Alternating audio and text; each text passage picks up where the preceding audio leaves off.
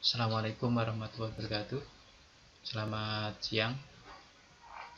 Hari ini kita akan bahas tentang materi statistika, melanjutkan dari pertemuan yang lalu. Pertemuan yang lalu kita sudah bahas tentang korelasi. Selanjutnya kita akan bahas tentang uji yang lain, yaitu uji perbedaan. Nah, di dalam uji perbedaan itu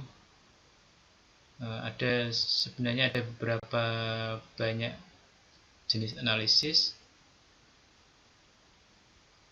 yang digunakan. Nanti ada uji T, kemudian ada uji ANOVA untuk jenis yang parametrik, terus ada yang uji non parametrik, itu ada nanti banyak sekali.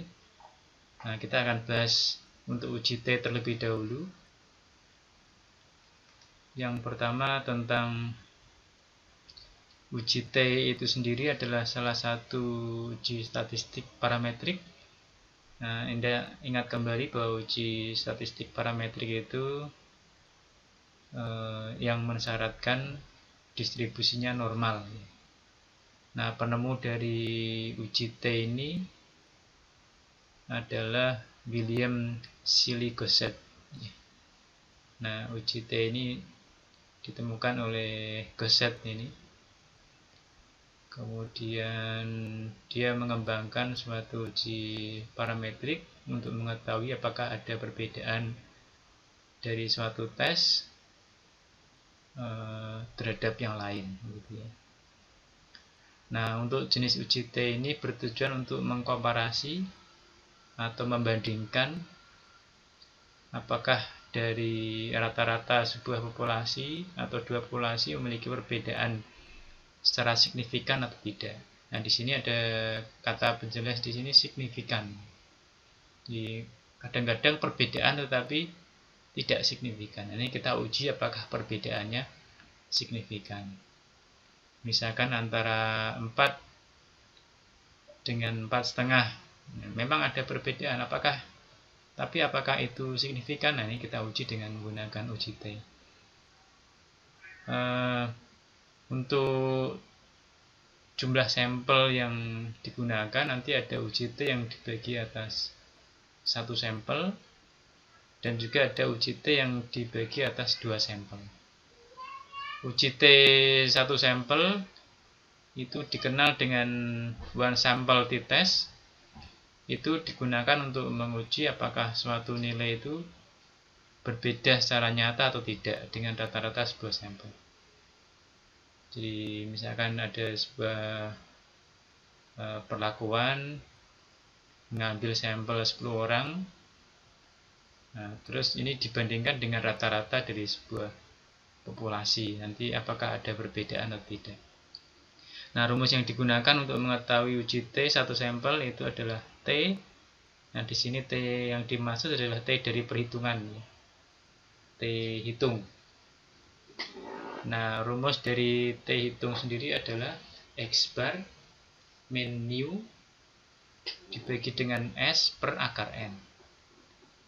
Ya, X bar sendiri adalah rata-rata dari sampel yang kita ambil sampelnya di rata-rata.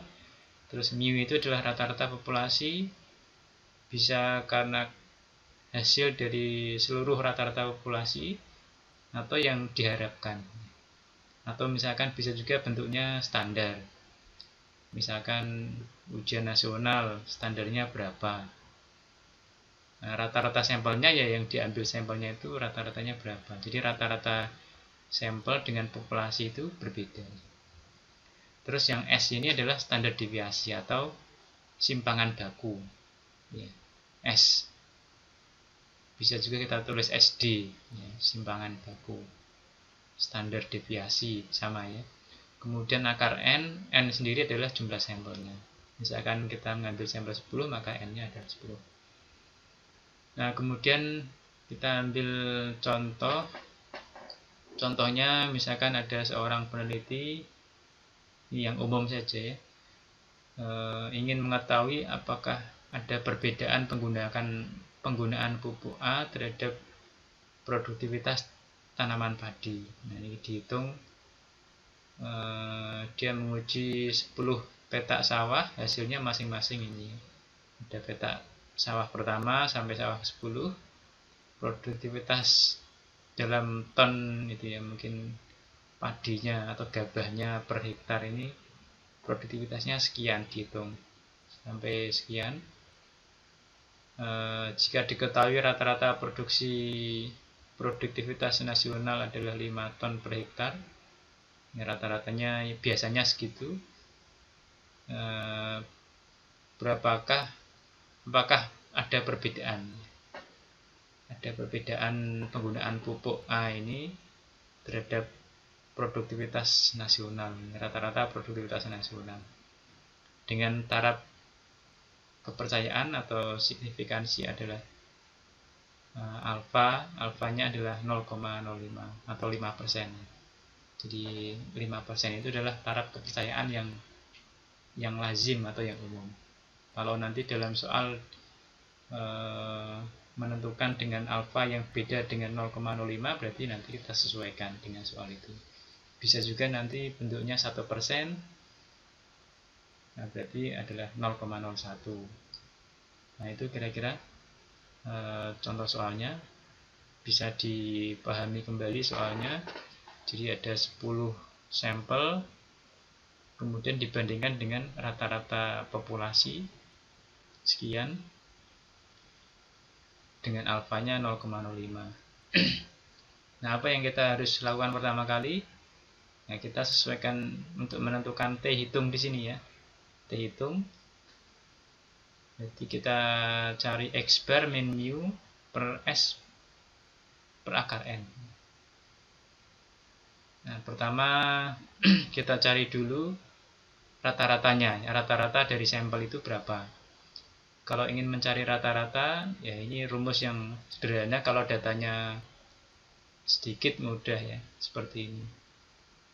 Kalau nanti datanya bentuknya berkelompok, maka menggunakan rumus yang biasanya itu ya, F kalikan X dibagi dengan N itu ya. Nah itu nanti menggunakan rumus itu.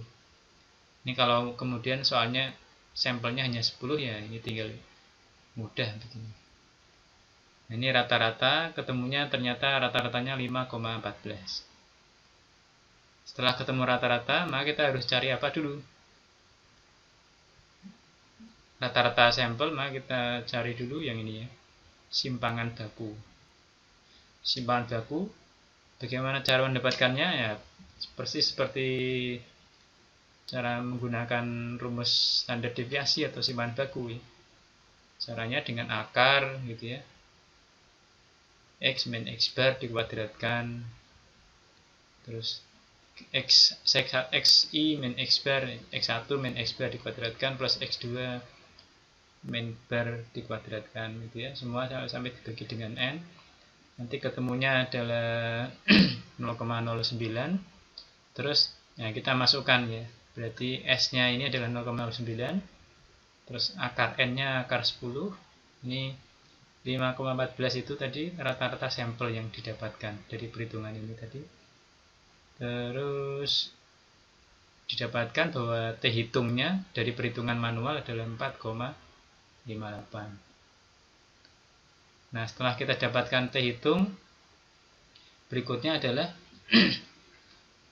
membandingkan dengan T tabel. Nah, T tabel itu didapatkan dari tabel ya. Tabelnya nanti berbunyi tabel T.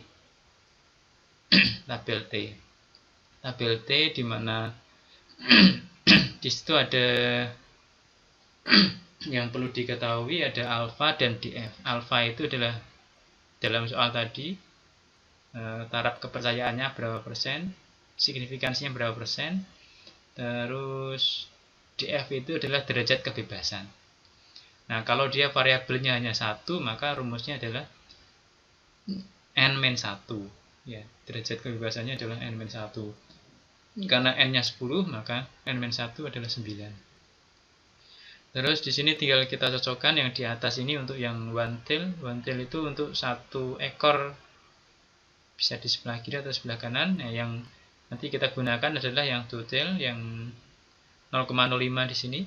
0,05 Terus kita cross check dengan derajat kebebasan atau derajat DK atau DF sama saja. Derajat kebebasan, kalau DF itu dalam bahasa Inggris degree of freedom, derajat kebebasan. Kalau DK dalam bahasa Indonesia derajat kebebasan. Nanti DK-nya adalah 9, terus alfanya 0,05 ini. Berarti ketemunya adalah 2,26. Jadi dari tabel itu didapatkan 2,26. Nah, dari perhitungan berapa? Dari perhitungan tadi adalah 4,58. Nah, ini kita bandingkan. Kita simpulkan. Nah, antara T hitung dengan T tabel besar mana? Ternyata besar T hitung. Ternyata besar T hitung. Nah, kalau T hitungnya lebih besar, maka H0 itu ditolak. Anda ingat kembali bahwa H0 itu menunjukkan hipotesis awal, kalau HA itu adalah hipotesis alternatif. Kalau H0 itu artinya menunjukkan bahwa hipotesisnya tidak ada perbedaan. Ya, tidak ada perbedaan signifikan. Kalau HA itu ada perbedaan. Jadi kita biasa merumuskan dengan hipotesis itu kan jawabannya bisa 2. Bisa H0-nya bisa tidak ada perbedaan atau ada perbedaan yang signifikan. Kalau H0-nya itu adalah tidak ada perbedaan kok ditolak, apa maknanya? H0-nya ditolak berarti H0 itu kan tidak ada perbedaan. Nah, tidak ada perbedaan ditolak berarti ada perbedaan. Nah, ini menunjukkan bahwa produktivitas yang diperoleh ketika pupuk A itu digunakan untuk untuk sawah itu, maka terdapat perbedaan yang signifikan dengan rata-rata produktivitas nasional. Nah, ini untuk menentukan sampai kesimpulan ya, uji perbedaan dengan uji T satu sampel. Jadi satu sampel itu ciri-cirinya hanya satu sampel yang digunakan, variabelnya hanya satu. Nah, biasanya untuk variabel yang hanya satu itu, maka nanti dibandingkan dengan rata-rata populasi atau yang diharapkan. Bisa juga nanti contohnya misalkan nilai siswa di kelas tertentu kita ambil sampel berapa, berarti nanti ada rata-rata dari sampel, terus dari populasi itu yang diharapkan berapa. Nah, misalkan sama dengan KKM, maka nanti populasinya, rata-rata populasi adalah KKM. Nanti tinggal dihitung ya, dari sampel itu dihitung berapakah simpangannya, berapakah jumlah sampelnya ada berapa. Itu nanti bisa kita gunakan untuk menyimpulkan. Nah, jenis dari statistik ini adalah statistik inferensial ya. Ini ya, untuk mengetahui uji perbedaan gitu ya. Nah, saya contohkan kalau menggunakan Excel ini juga bisa. Ini yang menggunakan manual kita bandingkan dengan tabel, terus kita simpulkan. Nah, kalau dengan menggunakan Excel ini juga bisa perhitungannya.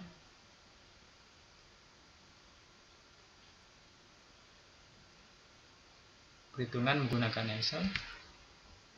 Nanti tinggal disesuaikan perhitungannya dalam rumus di Excel, di equation atau di formula dalam Excel itu. Misalkan rumusnya standar deviasi, maka nanti pakai rumus standar deviasi. Nah, ini contohnya. Ini yang soalnya tadi kita rubah dalam kita masukkan dalam Excel. Ini misalkan ada 10 sawah tadi, ini produktivitasnya. Terus produktivitas nasionalnya rata-ratanya 5 ton tadi. Terus ini kita masukkan akar N ya. Untuk mengetahui akar itu berarti pakai sama dengan square root ya, SQRT. Nah, ini N-nya 10 atau bisa nanti di count 10 juga bisa, atau kita tulis 10 juga bisa. 3,16 ini adalah akar N-nya untuk menjawab ini. Terus rata-rata ini pakai rumus average ya, sama dengan sama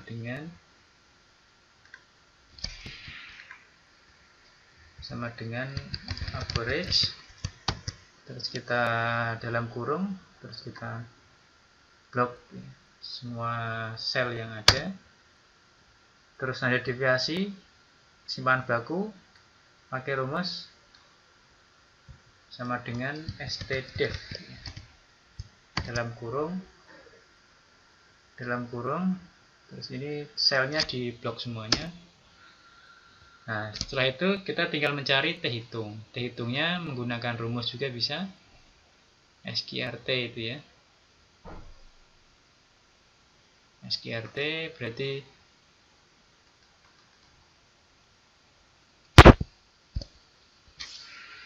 X bar itu adalah rata-rata dari sampel, terus mu-nya adalah populasi tadi yang produksi nasional tadi, terus S-nya standar deviasi, akar N-nya tadi sudah kita hitung. Nah, ini ternyata T hitungnya bagaimana? Sama atau tidak? Sama ya, 4,58. Nah, dari perhitungan ini tadi juga hasilnya 4,58 sama ya. Terus kita coba dengan menggunakan tabel. Kita bandingkan dengan tabel untuk mencari tabel T. Ini kalau menggunakan Excel langsung kita dapatkan nilai tabelnya, tidak usah menggunakan tabel. Nah, berarti ini rumusnya adalah sama dengan TINV. Tabel T yang digunakan. Nah, ini dalam kurung probabilitas itu yang alfa tadi. Ya, probabilitas alfa 0,05. Nah, ini digunakan tanda titik koma. Ada juga yang kalkulatornya nanti menggunakan koma saja. Ada yang menggunakan titik koma. Disesuaikan dengan rumus yang ada di Excelnya masing-masing, ada perbedaan. Titik koma, terus degree of freedom-nya berapa? Nah, tadi kan degree of freedom itu N min K ya. N itu jumlah sampelnya, K itu jumlah variabel. Nah, ini variabelnya hanya 1 karena satu sampel, maka 10 min 1 berarti 9. Nah, ini ketemunya 2,26. Sama atau tidak dari perhitungan tabel tadi? Yang tabel T tadi. Nah, ternyata sama ya. Nah, tabel T-nya ketemunya 2,26. Ini langsung menggunakan Excel langsung bisa ketemu tanpa harus melihat tabel. Ya, begitu ya. Nah, ini caranya menggunakan Excel. Nah, itu tinggal nanti disimpulkan. Nah, cara penyimpulannya sama. Apakah T hitung kalau dia lebih besar dari T tabel, maka kesimpulannya adalah dia menolak H0. Kalau menolak H0, karena H0 itu sendiri kan tidak ada perbedaan. Karena tidak ada perbedaan ditolak, berarti ada perbedaan yang signifikan dari penggunaan pupuk tadi di 5 petak sawah itu terhadap produktivitas. Dan tadi kita sudah melakukan perhitungan untuk mengetahui apakah ada perbedaan ya, dari suatu sampel terhadap populasi dengan menggunakan perhitungan secara manual, terus menggunakan Excel. Terus yang ketiga kita akan mencoba menggunakan perhitungan menggunakan program SPSS. Nah, ini salah satu cara untuk mengetahui apakah ada perbedaan atau tidak. Nah, dari 10 tadi sampel yang ada, kita bisa masukkan datanya. Nah, terus terlebih dahulu kita bisa juga input variabel. Variabel tadi adalah penggunaan pupuk ya, terus ini bisa kita tulis di label penggunaan pupuk. Jadi kalau label ini boleh dengan spasi, kalau di name tidak boleh ada spasi. Ini desimalnya 1 karena tadi digitnya di belakang koma hanya 1, yang lainnya biarkan default saja. Nah, kita masuk di data view bahwa ada 10 penggunaan pupuk di 10 sawah. Di sini kita akan menggunakan uji T satu sampel.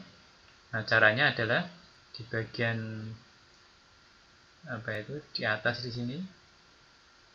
Di sini Anda lihat bahwa ada file, edit, view, data, transform, analyze. Nah, sekarang klik analyze. Ya, klik analyze, terus kemudian klik compare min. Nah, di sini Anda pilih one sample t-test, kita klik ya, karena t-testnya satu sampel. Nah, kemudian di sini ada data penggunaan pupuk, kita copy di sebelah kanan sebagai test variabel yang kita ingin uji. Terus nilai tes yang kita masukkan tadi sebagai rata-rata populasi ya, atau yang diharapkan tadi berapa? 5. Nah, kita sudah masukkan, terus optionnya ini 95%, itu artinya alfanya adalah 5% ya. Ini confident interval itu 95%. Kita biarkan, terus kita oke. Nah, ini adalah hasilnya ya, hasil dari menggunakan SPSS, menggunakan UGT. Nah, Anda lihat di sini ya. Anda lihat di sini bahwa nilai T-nya sama. T-nya tadi 4,58. DF-nya atau D derajat kebebasannya 9. Nah, diketahui di sini adalah signifikansinya total 2 ekor ya, tadi sesuai dengan tabel tadi. 2 ekornya atau 2 sisi itu adalah 0,001 ya, 0,001. Terus yang di atas ini one sample statistik ini menunjukkan statistik deskriptifnya 10, datanya ada 10, rata-ratanya sekian, terus standar deviasinya sekian. Tadi kita sudah menggunakan perhitungan, yang ini sebagai errornya atau kesalahannya ya. Nah, untuk melihat data output SPSS ini, kita cukup melihat dari signifikansinya saja, signifikansi detailnya ya. Nah, di sini 0,001 ya, di sebelahnya ini ada 0 lagi ya, 0,001. Nah, kalau signifikansinya adalah kurang dari alfa, maka kesimpulan di SPS itu adalah menunjukkan dia menolak H0, artinya signifikan. Jadi kalau dia lebih kecil dari alfa, berarti dia signifikan. Maksudnya bagaimana? Berarti terdapat perbedaan yang signifikan. Jadi kesimpulannya sama dengan menggunakan perhitungan manual, kemudian menggunakan alat bantu Excel, terus menggunakan SPSS, ketemunya sama ya. Kalau alfanya kurang dari, signifikansinya adalah kurang dari alfa, berarti dia signifikan atau terdapat perbedaan yang signifikan. Kalau signifikansinya lebih dari alfa, nah ini berarti menerima H0 ya. Kalau menerima H0 berarti tidak ada perbedaan signifikan. Nah, itu kira-kira cara menggunakan analisis menggunakan perhitungan manual dan perhitungan SPSS. Semoga bisa dipahami. Assalamualaikum warahmatullahi wabarakatuh.